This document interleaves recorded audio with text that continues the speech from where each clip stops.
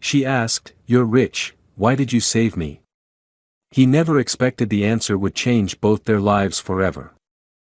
The morning began like any other in Henry Lawson's world, quiet, calculated, and painfully routine.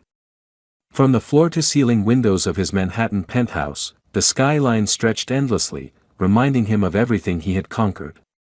He was the CEO of a global tech empire, the man behind some of the most disruptive software innovations of the decade. People admired him, feared him, envied him. But no one really knew him. Not anymore. He sat at the head of his long glass dining table, stirring a cup of black coffee that had already gone cold. He wasn't reading the morning news. He wasn't even checking his emails. He was just staring, through the steam of the coffee, through the glass, through the layers of armor he had carefully built over years of loss and control. The intercom buzzed. It was his assistant, Jordan, informing him that some physical mail had arrived, odd, considering how digitized his life had become. "There's a letter for you." No sender listed. "It's handwritten," Jordan said, her tone puzzled.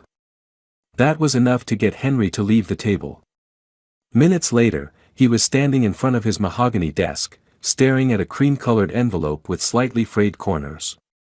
The handwriting was delicate but unsteady. His name was written in cursive, as if someone had carefully taken their time.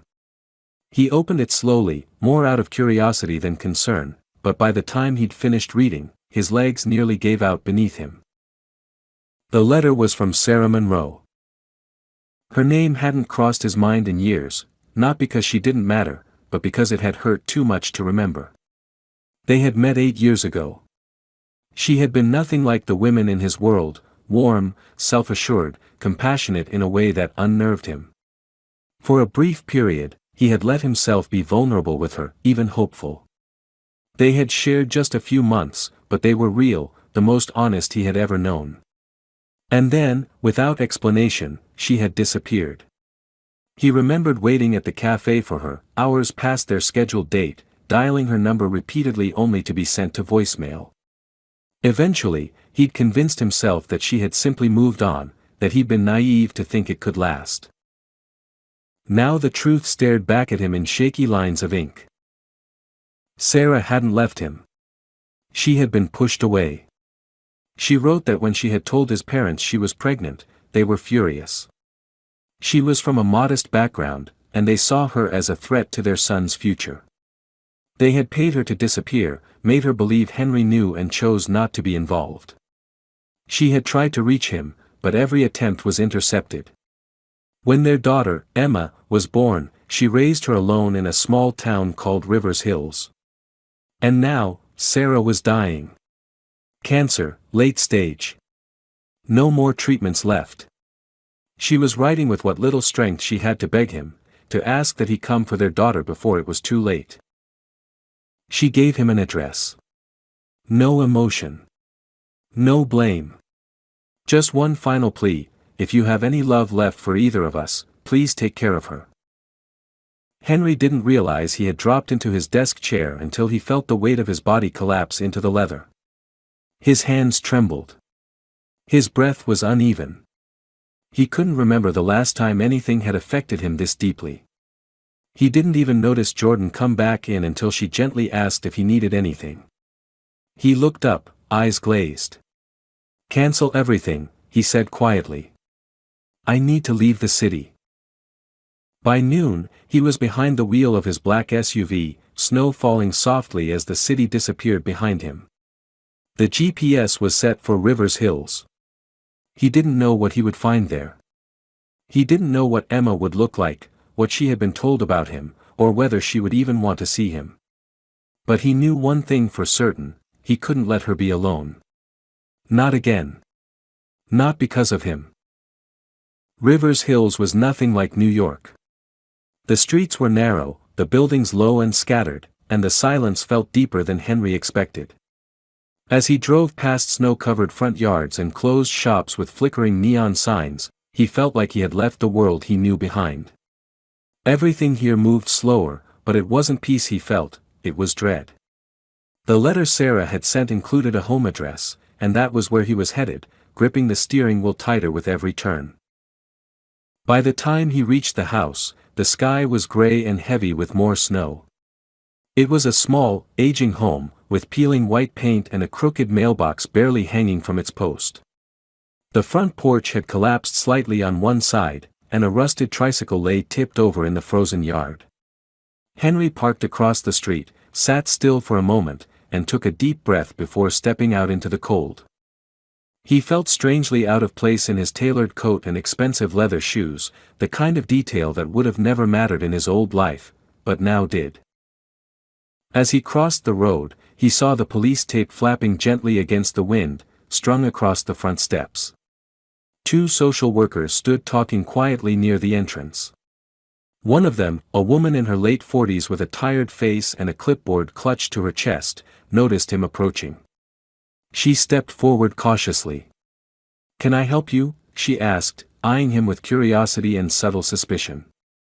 Henry introduced himself, explaining briefly that he had received a letter from Sarah Monroe. The woman's expression changed immediately. Her eyes softened, and she gave him a look filled with a kind of sad understanding. "You're too late," she said quietly. "She passed away last night in her sleep." The words didn't hit him all at once. They just hovered there, empty at first, like a sound waiting to be felt. Henry blinked slowly, his breath catching in his throat. He looked past the woman to the house again, as if hoping that somehow, Sarah might still be inside, waiting for him, smiling that familiar, crooked smile. But she was gone. He had missed her.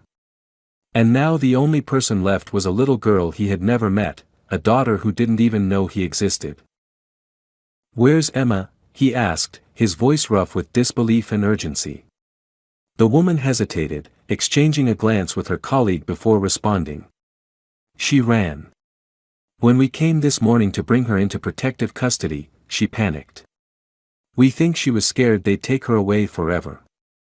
She slipped out the back door. We've got patrols searching now, and we're putting out alerts.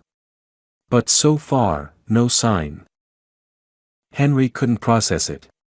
His mind reeled. How could it all fall apart so fast? 1 day ago, he was a man buried in spreadsheets and quarterly reports.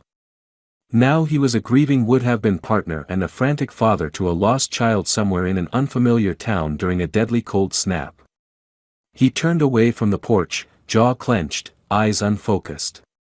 "I'm not leaving without her," he muttered, more to himself than to the workers. He got back in the car without saying another word, slammed the door shut, and started the engine. The town suddenly felt massive. Every alley, every snow-covered bench, every school playground could be a hiding place. He drove in loops, scanning every sidewalk, every shadow, and every hunched figure. At one point he pulled into a gas station, printed out her photo from Sarah's old social media profile, one of the only ones he could find, and began showing it around. Most people shook their heads. Some offered vague directions. None were helpful. He drove for hours. His phone died. His fingers froze. The night came down like a curtain, swallowing the town in silence. He was about to give up and head back to the hotel to regroup when he turned onto a quiet street near the industrial district and saw a bus stop. It was barely lit, just a weak flicker from a cracked street lamp overhead. And beneath that flickering light, curled up on the bench in a too-thin pajama top, clutching a stuffed bear, was a small blonde girl. Henry slammed the brakes so hard the tires slid across the icy road. He leapt out of the car and ran to her, heart pounding wildly. She was pale, lips slightly blue, barely responsive. He wrapped his coat around her, scooped her into his arms, and ran back to the car. She didn't resist. She didn't speak. She just buried her face against his shoulder, as if somewhere deep down she already knew he wasn't a stranger. He drove straight to the nearest hospital, his voice shaking as he shouted for help the moment he burst through the emergency entrance with her in his arms. Nurses rushed over, pulled her gently away from him, placed her on a stretcher, and disappeared down the hallway while Henry stood frozen in the lobby. For the first time in years, he prayed. Not for success, not for wealth. Just for a little girl with his blood in her veins to make it through the night. The waiting room of the hospital was almost empty, lit by the cold fluorescent lights that gave everything a sterile, unreal feel. Henry sat in one of the plastic chairs, elbows on his knees, his hands clasped tightly as if in silent prayer. The ticking of the clock on the wall seemed louder than it should have been. Every sound, footsteps in the hallway, a muffled voice over the intercom, made him look up, hoping for news. Time crawled, and the guilt in his chest grew heavier with every minute. He thought about Sarah, about how she had raised their daughter on her own without a single word from him. He thought about Emma, a little girl who had lost her mother and now found herself shivering and unconscious in a hospital because the people meant to protect her failed. Because he failed. When the doctor finally approached him, Henry stood up so quickly the chair behind him scraped loudly against the floor. The doctor was calm, professional, but his tired eyes were kind. He told Henry that Emma was stable but weak, with early-stage hypothermia and exhaustion. She hadn't eaten properly in days. Her vitals were improving, but she was frightened and emotionally fragile. Henry asked if he could see her. The doctor nodded and led him down a quiet corridor to a small room with pale yellow walls, where Emma lay tucked under thick white blankets. Her blonde hair was tangled, and the teddy bear she had clutched at the bus stop now rested beside her on the bed. Her eyes were open but tired, and when she saw him step into the room, she looked confused rather than scared. He stood in the doorway for a moment, unsure of how to approach her. Everything about this moment felt wrong. He was a stranger to her, yet he had loved her mother. He carried the burden of knowing what she didn't, that her life had changed forever, that she would never go home again. He took a cautious step forward. "Hi," he said softly. "Do you remember me from the bus stop?" She gave a tiny nod, then looked away. Her voice was barely audible when she asked, "Are you the man who brought me here?" Henry nodded. "Yes. I'm Henry." She looked back at him then, studying his expensive clothes, his polished shoes. "You're rich," she said bluntly. "Why did you help me?" The question stopped him in his tracks. It was honest, without accusation, just curiosity from a child trying to make sense of a world that had hurt her too much. He walked to her bedside, knelt so he was at her level, and said, "Because I'm your dad, Emma. I didn't know until recently. Your mom, she wrote to me. She wanted me to come for you." She stared at him for a long time, as if searching his face for truth. Then she looked down at her teddy bear, her small fingers gripping its paw tightly. "Why didn't you come sooner?" she asked quietly. Henry swallowed the lump in his throat. "Because I didn't know. If I had, I would have been there the moment you were born."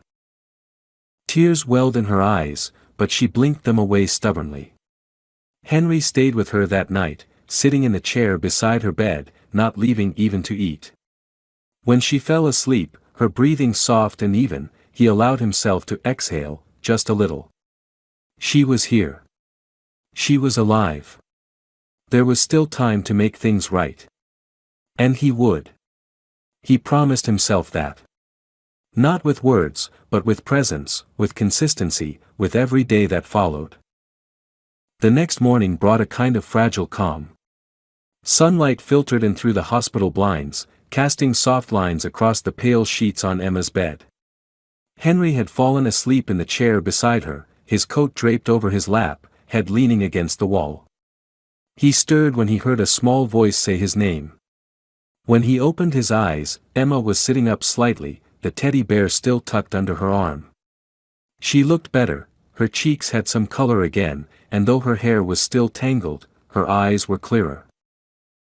Henry sat up quickly and rubbed the sleep from his eyes. He asked how she felt, and she gave a small shrug. "Better, I think," she said.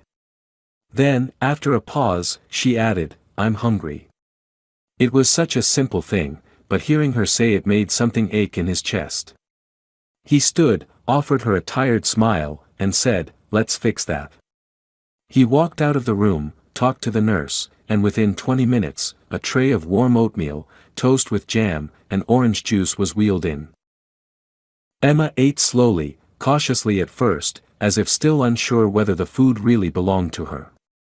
Henry watched from the edge of the bed but said nothing. He didn't want to overwhelm her. The silence between them was not uncomfortable, just tentative, like they were still figuring out how to speak to each other.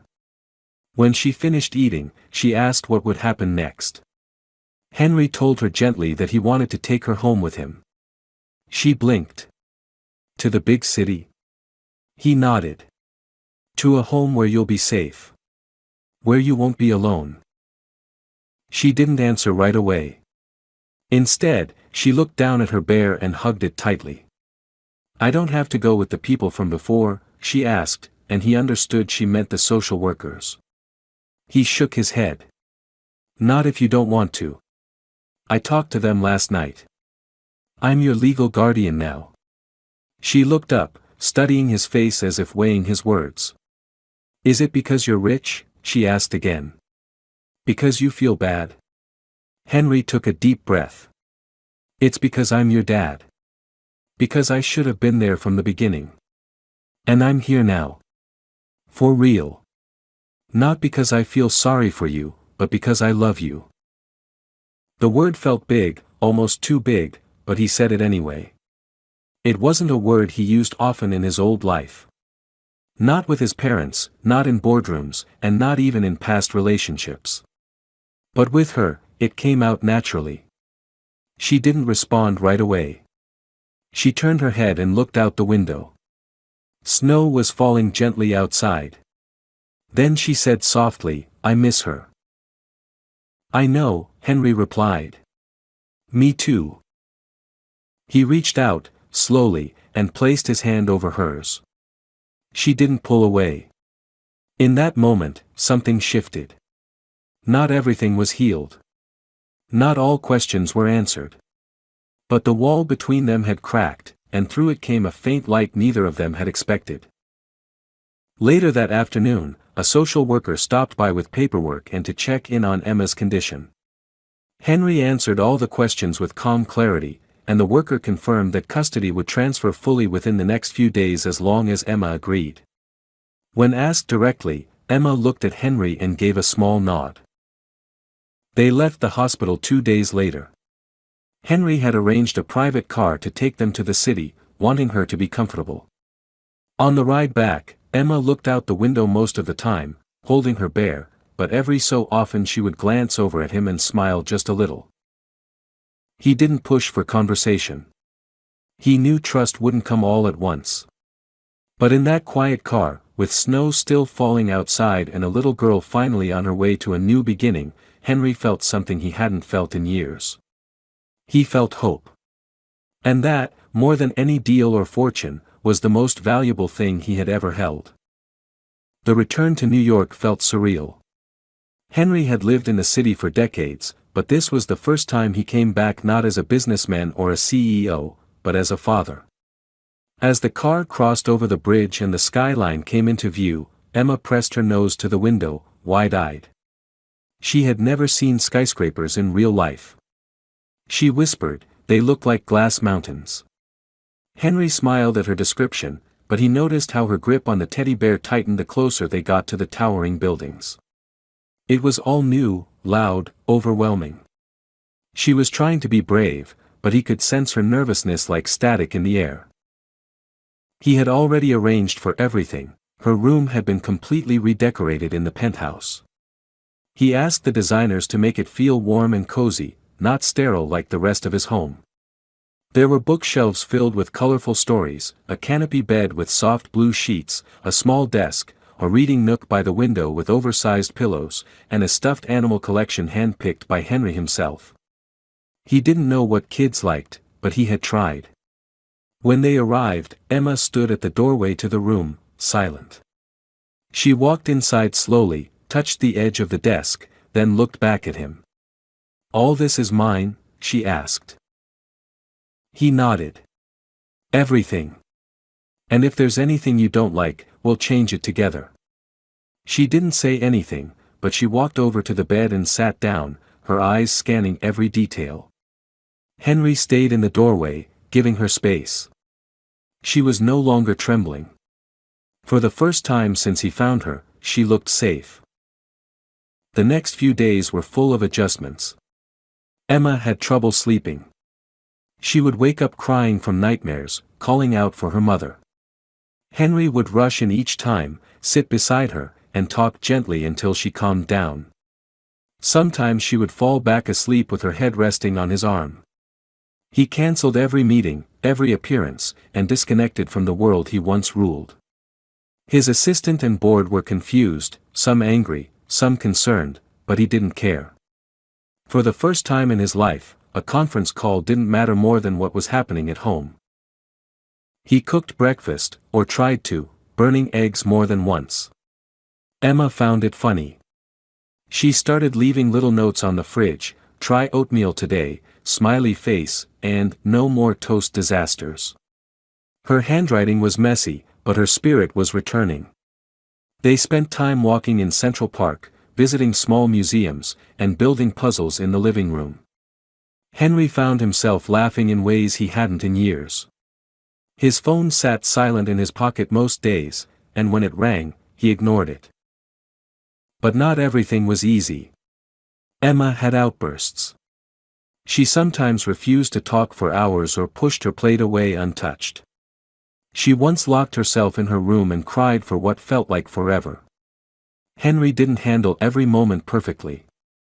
He said the wrong thing sometimes or tried to fix things too fast. But he always returned to her side. He always apologized. And slowly, she began to believe that he wasn't going anywhere. One afternoon, while sorting through some of Sarah's old things, Henry found a memory box. Inside were drawings Emma had made, old birthday cards, photographs of their small life. Tucked between the pages of a worn notebook was a letter Sarah had written but never sent. It was addressed to Emma, meant to be read when she was old enough. Henry read it quietly, tears slipping down his cheeks. In it, Sarah told Emma how much she loved her, how she had tried her best, and how if this letter ever found its way to her, she hoped Emma would know that her father was not the villain of their story. That he had loved once, deeply. That he would come back for her, even if it took time. Henry showed Emma the letter a few days later. She sat on the couch beside him, her legs crossed under her, quietly reading each line. When she reached the end, she wiped her eyes with her sleeve and asked, "Do you think she knows we're together now?" Henry wrapped an arm around her shoulders. "I think she knew even before we did." They didn't speak for a while after that. They didn't need to. It was still early in their journey, but something was building, a bond not based on obligation or guilt, but on love that had finally found its way home. And this time, Henry was determined not to lose it.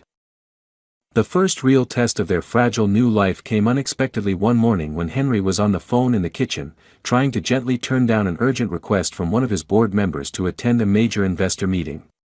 He had been putting everything on hold for weeks, and the world he once controlled was beginning to notice. Emma walked into the room just as his tone shifted, frustration creeping into his voice. She stopped at the door, her small hands gripping the edge of the frame, silently watching him. Henry didn't see her at first, but when he hung up, he turned and caught her staring. Her expression was unreadable, but something about the way she looked at him made his chest tighten. He knelt down to her level and smiled. "Everything's okay," he said. She didn't smile back. "Are you going to leave me too?" she asked. The question hit him like a punch. "No," he said immediately, too quickly. But she just stared. "You were angry. That's what happened before. Grown-ups get angry, and then people leave." Henry reached for her hand, holding it gently in both of his. "Emma, I'm not going anywhere. Not when I'm angry, not when I'm tired, not when things are hard. I'm here. You can count on me. Even if I mess up sometimes, I'll always be here." Her eyes welled with tears, but she didn't cry. Instead, she stepped into his arms and buried her face in his shoulder. That same day, Henry made a decision. He called an emergency board meeting, not to explain himself, but to resign as CEO. It shocked everyone. There was a storm of protest, panic in the voices of shareholders and executives. But he was calm. "I built this company," he said during the call, "but now I have to build something more important. I have a daughter. She needs me more than this boardroom ever did." He left the call with no regrets. Emma, overhearing part of it from the hallway, didn't say anything at first. But that night, as he tucked her in, she whispered, "You really meant it, didn't you?" He kissed the top of her head. Every word. Without the daily demands of corporate life, Henry started to rediscover parts of himself he had forgotten. He took Emma to bookstores, where they picked out stories and read them together in bed. He helped her with schoolwork from the new tutor they hired, and though he was terrible at math, he tried anyway. They painted pottery at an art studio, tried baking cookies that ended up looking like lava rocks, and spent long afternoons watching old animated movies and making up alternate endings. They laughed more, and she began to tease him like a real daughter would, calling him "fancy dad" whenever he wore his tailored shirts or "boss man" when he told her to eat vegetables. She started drawing pictures of their new life: a tall building, a man with messy brown hair, a little girl with a red teddy bear. Still, there were hard moments. She had meltdowns sometimes, over little things like losing a puzzle piece or having to go to bed early. Henry learned not to fix everything, but to be there. To let her feel what she needed to feel. One evening, she got frustrated over a reading exercise and threw the book across the room. Instead of scolding her, he just sat beside her on the floor and waited. Eventually, she climbed into his lap and whispered, "I miss Mommy." He hugged her tightly. "Me too," he said, and they sat together, saying nothing more. One night, as they walked home from a play they had gone to see together, Emma reached for his hand without being asked. They walked in silence for a block before she said, "You're really my dad now." He looked down, heart full. "I always was," he replied softly. She smiled but didn't look up. "Yeah," she said, "but now you're my dad in real life." That moment, simple and unscripted, was more valuable to Henry than any deal he had ever made, any applause he had ever received. The city lights glowed above them, and for the first time in his adult life, he felt like he was exactly where he was meant to be. Spring arrived in the city with a quiet sense of renewal. Trees along the sidewalks began to bloom with soft green leaves, and the cold edge in the wind faded into something gentler. For Henry and Emma, the change in season mirrored something deeper that had been growing between them, a sense of normalcy that no longer felt fragile or borrowed. Their days had found a rhythm, not without imperfections, but with warmth and meaning. Henry had become more than a man who once led a corporation. He had become a man learning how to show up, how to listen, and how to be patient with both a child and himself. Emma had started attending a small school with a flexible schedule and a counselor who met with her weekly. At first, she was hesitant and kept to herself, but slowly she opened up. She made a friend named Olivia, a curious girl who liked to draw dragons and share her lunch. Emma began bringing stories home about their day, telling Henry about the games they played and the things they learned. He listened to every word with genuine interest, asking questions, encouraging her curiosity, and occasionally marveling at how much of Sarah he could see in the way Emma spoke or tilted her head when she was deep in thought. One afternoon, as they were walking back from school, Emma stopped suddenly on the sidewalk. She turned to him and said, "Do you think Mommy would be proud of me?" The question caught him off guard. He knelt down beside her and looked her in the eyes. "I think she would be more than proud. I think she'd be amazed by you." Emma smiled, but it wavered at the edges. "Sometimes I think I forget what her voice sounded like." Henry placed a hand gently on her shoulder. "That's okay. You carry her in you, in everything you do. And if you ever forget something, I'll help you remember." Later that week, Henry brought home a small box he'd picked up from storage, Sarah's journal. He had hesitated for days about whether or not to give it to Emma, unsure if she was ready, but something about her question made him believe she was. That night, he sat beside her as she carefully opened the journal, flipping through pages filled with Sarah's handwriting. There were stories about Emma as a toddler, moments of laughter and exhaustion, doodles in the margins, and little notes of hope written like love letters to the future. Emma didn't cry while reading, but her grip on his arm tightened, and when she closed the journal, she whispered, "She really loved me, didn't she?" Henry nodded. "More than anything." As the days passed, Emma grew braver. She began asking about Sarah more, not just about memories but about their love story. Henry shared it all, even the parts that hurt, their brief happiness, the misunderstandings, the cruel decisions made by his parents, and the years he spent believing Sarah had simply walked away. He told her about the moment he received the letter, how it shattered and saved him all at once. Emma listened closely, sometimes frowning, sometimes smiling. In the end, she said, "I think Mommy forgave you. She wouldn't have sent the letter if she didn't." That spring also brought new challenges. Emma began to question the permanence of her life again, not in words but in behavior. She became clingy at night, asked repeatedly if Henry would always be there, if he could promise never to disappear. It was a fear buried deep, rooted in the pain of having lost everything once. Henry never dismissed her questions. Instead, he created rituals, reading a bedtime story every night, leaving a note in her lunchbox, and even recording a message on her small music player saying, "I'll always come back for you." Then one day, out of the blue, Emma brought home a flyer from school. It was for a father-daughter dance.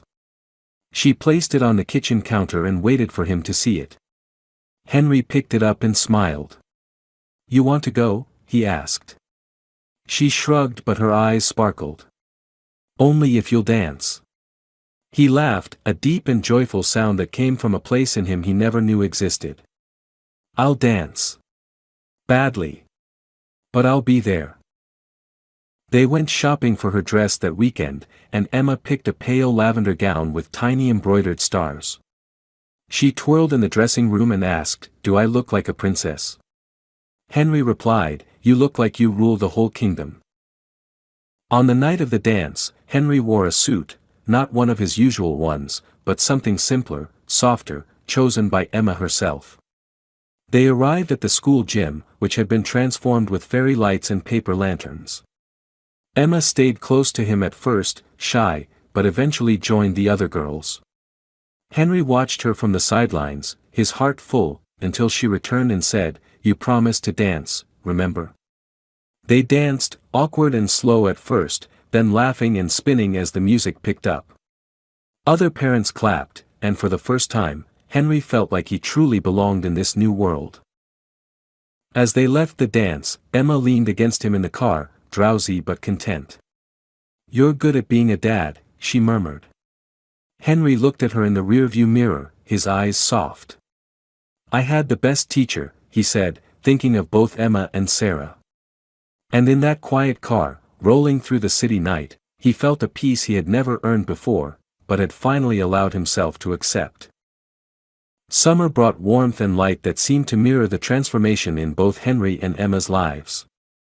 The city, once a place of shadows and silence for Emma, had become something of a playground, a landscape of discovery where she could laugh, learn, and live without fear.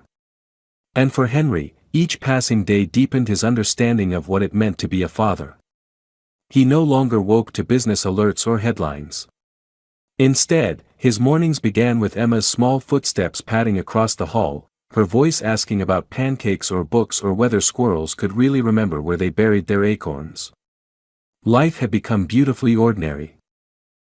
One afternoon, while they were walking through a street fair near Central Park, Emma stopped in front of a booth selling handmade bracelets. She studied them quietly, then picked up one with blue and silver beads. She turned to Henry and asked, "Can I get this one? For Mommy?" Her voice was soft but sure. Henry crouched beside her and nodded. "Of course." Emma held it gently, almost reverently, and whispered, "I want to leave it for her. At the cemetery. Like a thank you." Henry didn't need to ask for what. He understood that it was for the letter, for the love, for giving her a life she could still hold on to even in loss. They visited Sarah's grave that weekend, driving upstate to the small, quiet plot where she had been buried. Emma brought flowers and the bracelet, and she sat for a long time in front of the headstone, talking quietly, her voice carried away by the wind. Henry didn't listen to every word, he gave her space. But when she came back to him, her face was peaceful in a way he hadn't seen before. "I told her everything," she said. "She knows I'm okay now." Henry knelt beside her and put an arm around her shoulder. "And she's proud of you. I'm sure of it." That evening, back in the city, they sat on the balcony of their apartment, watching the skyline turn gold and pink. Emma had fallen asleep in the chair beside him, the bear in her arms and her legs tucked up under her dress. Henry didn't move her. He just sat still, sipping a cup of tea, thinking about how far they had come. The silence wasn't lonely anymore. It was full of presence, of shared memories and healing. In the weeks that followed, Henry received several offers to return to the corporate world, consulting positions, board seats, even a book deal. He declined them all. Instead, he began volunteering with a local charity that helped support children who had lost a parent. He spoke little of his own story, but he listened to others, and sometimes he brought Emma with him. She would draw pictures for the other kids or read books aloud, her voice clear and calm. One evening, as they were preparing dinner together, Emma chopping vegetables with careful focus and Henry attempting a new pasta recipe, she said, "You know, I used to think rich people didn't have hearts." He looked up, surprised. "And now?" She smiled. "Now I know some of them do." He laughed, setting down the spoon. "Just some?" She nodded firmly. "Only the ones who learn how to use them." They sat down to eat at the small kitchen table, their plates steaming, music playing softly in the background. There was no ceremony, no milestone being marked, but Henry felt it in his bones. This was the moment everything had led to. Not the discovery, not the rescue, not the letters or the court papers. But this, two people, once strangers to each other, now a family in every real and quiet way that mattered. When bedtime came, Emma turned and asked, "Can I call you Dad now?"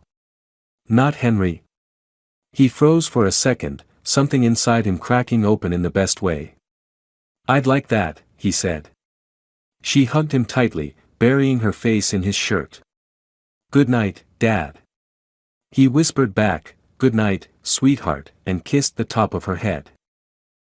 As the lights dimmed and the city moved around them, Henry felt no more guilt, no more distance. What had once been broken had not just been repaired, it had been rebuilt. And not as it was before, but stronger, deeper, and more real than he had ever believed possible. Emma was no longer a girl lost in the cold. She was home. And so was he. The ending works because it trades spectacle for sincerity. Instead of a grand twist, we watch two people, one bruised by loss, the other hardened by success, choose the slow, everyday work of loving each other. Emma's simple, "Good night, Dad," lands harder than any boardroom victory, because it shows a bond earned through presence rather than purchased with wealth. Henry's transformation feels authentic precisely because the finale doesn't crown him a hero, it leaves him a learner, kneeling beside a child who's teaching him what legacy really means. The story closes not with perfection, but with possibility, and that open-ended hope is what makes it memorable.